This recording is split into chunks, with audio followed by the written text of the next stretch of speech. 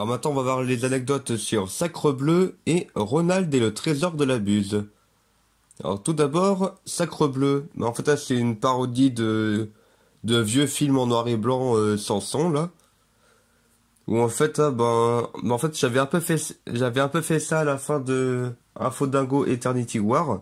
Là, je me suis été dit, attends, ça pourrait être pas mal de faire une petite vidéo, juste sur ça. Du coup, ça dure moins de 2 minutes, cette vidéo-là. C'était sympa à faire.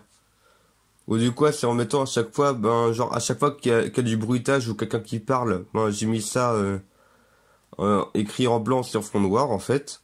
Et puis là, même par rapport au style d'habit et tout, ça fait très ancienne époque quoi. Et puis je me suis même amusé avec le vocabulaire, genre m'a réchaussé, un voyou m'a dérobé ma canne, que je tiens de mon défunt ancêtre.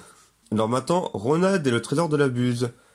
Du coup, c'est la dernière aventure que j'ai faite avec les personnages de Ronald et compagnie. Où là, en fait, ça se passe chronologiquement après la mort de Balthazar Pictune. Et que du coup, ça fait que tous ces souvenirs sont présentés dans un musée. Et du coup, là, c'est le gardien de musée là qu'on a pu voir dans certaines BD avec Picsou, en fait.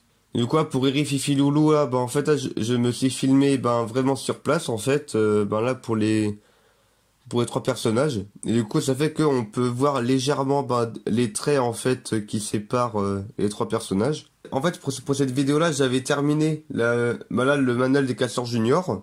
En fait, là que j'avais fait comme passe-temps, là. Et c'est pour ça, d'ailleurs, que des fois, il y avait genre des semaines, voire peut-être même des mois entre deux vidéos. C'est parce que je me concentrais sur une autre activité, quoi.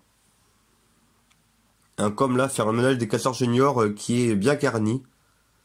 Genre, il doit bien y avoir 160 pages au moins. Et d'ailleurs, là, c'est le premier coup où je donne un vrai nom au personnage parce que Kiki, Pipi et Soussou, ce sont des surnoms. Et du coup, il s'appelle en vrai Kylian, Pierre et Souman. Donc pour Souman, j'ai dû chercher sur internet un prénom masculin qui commence par Sou. J'aurais pas trouvé de français, alors voilà. Alors du coup, là, voici la carte de la Buse, hein, où en fait, là, j'ai écrit, j'ai écrit des messages et tout de manière un peu secrète. Hein. Où là, du coup, j'ai même mis dans mon modèle des casseurs juniors, une description de la vie de la Buse. Donc là, qui est un pirate français, Olivier Levasseur. Et du coup, plutôt que ce soit juste du blabla chiant, alors du coup, là, j'ai fait intervenir Deadpool dans un habit jaune, donc en référence au Poussin, donc au BD un peu.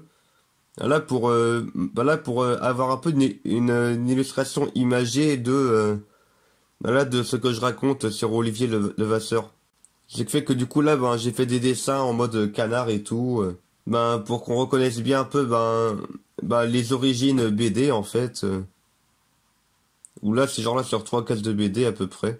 Et du coup là, j'ai aussi écrit dans le manuel des casseurs juniors, comment faire pour traduire certains codes et certaines combinaisons. Genre là, par exemple, c'est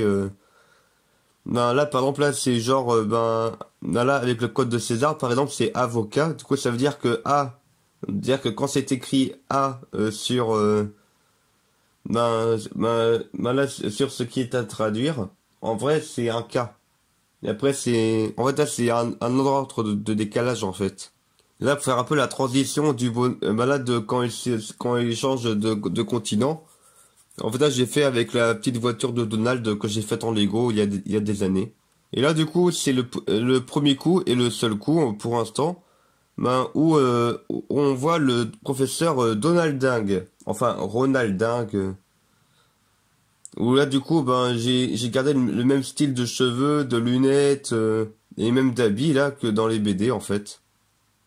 Avec, en fait, normalement, il a même un haut vert. Mais là, à l'époque, j'avais pas encore, j'ai toujours pas de pull vert ou autre. Et du coup, là, j'ai mis un manteau le plus vert possible.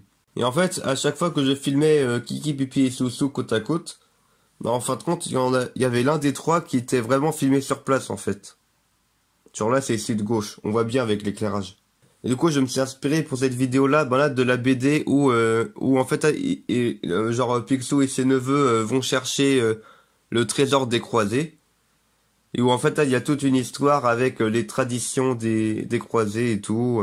Et là, c'est le premier coup où j'utilise ce masque-là. Parce que là, je l'avais acheté récemment à l'époque. Et là, j'ai aussi fait un petit coffre en Lego en fait. Pour pouvoir faire un peu un symbole de pirate dessus. Et là, j'ai aussi acheté un petit coffre en bois là, tout petit là, dans lequel j'ai pu mettre un message.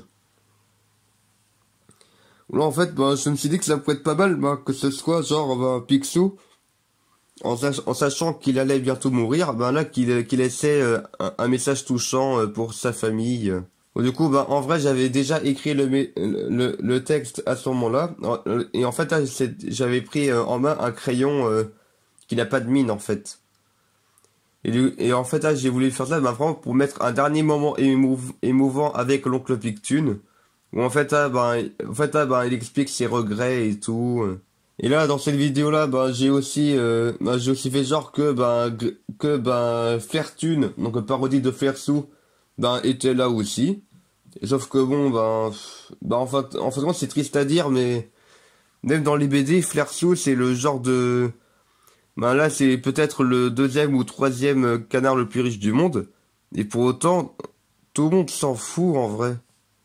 Alors, il n'y a pas grand monde qui pense à lui, sauf, enfin, à part dans les BD. Genre, quand on discute de Picsou et ses ennemis, on parle rarement de lui. Alors, du coup, j'ai fait genre, bon, il est là, mais personne l'a remarqué. Et puis là, bien sûr, il y a le traditionnel mangeage de chapeau. Et j'ai même fini avec, Goldie, qui est de retour. Là, parce que elle a dû, discuter avec Pictune. Là, pour pouvoir faire une petite surprise pour sa famille. Et voilà, c'est tout pour cette vidéo. Anecdote!